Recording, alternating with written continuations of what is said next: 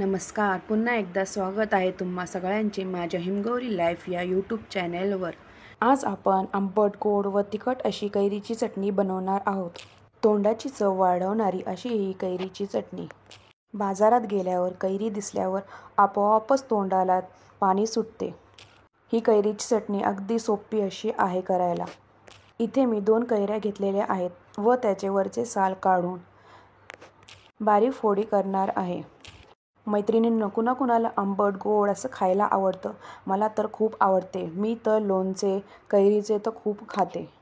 मग काय, कैरी दिसल्यावर राहवलं नाही, आणल्या कैऱ्या बाजारातनं व झटपट अशी कैरीची चटणी बनवायला घेतली। इथे माझे साल काढून झालेले आहेत व मी त्या कैरीचे चांगल्या बारीक फोडी केलेल्या आहेत। आमच्या घरात तर आंबट मीच जास्त खाते, बाकी कोण जास्त खात नाही। कैरीचे असे बारीक काप झाल्यानंतर मी ही कैरी मिक्सरच्या भांड्यामध्ये टाकली व त्यामध्ये चवीनुसार मीठ, साखर व 4-5 हिरव्या मिरच्या। तुम्हाला जर तिखट खायची असेल तर तुम्ही जास्त हिरव्या मिरच्या टाकू शकता। इथे मी गावरान लसूण वापरलेला आहे व थोडीशी कोथिंबीर घ्यायची आहे। हे सगळे मिक्सरमध्ये टाकल्यानंतर मग काय, बारीक करून घ्यायचे आहे मिक्सरमध्ये। ह्या चटणीची पूर्ण ही पेस्ट करायची नाही, मीडियम असं ठेवायचे आहे। त्यामुळं ओबडधोबड थोडं वाटायचं, त्यामुळे चटणी जरा चांगली लागते।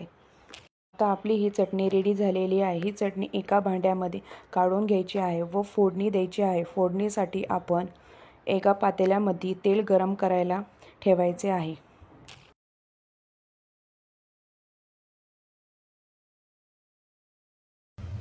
तेल हे गरम झाल्यानंतर आपण मोहरी टाकायची आहे। मोहरी चांगली तडकून द्यायची आहे।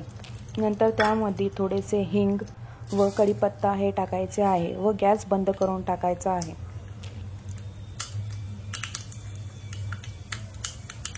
इथे मी थोडेसे हिंग टाकलेले आहे व नंतर गॅस बंद करून कढीपत्ता टाकलेला आहे।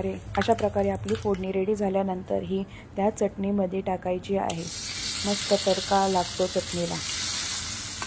चला तर मग, मस्त रेडी झाली आहे आपली आंबट, गोड व तिखट अशी कैरीची चटणी।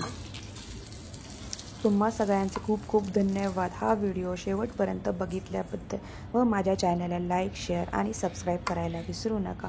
थँक्यू।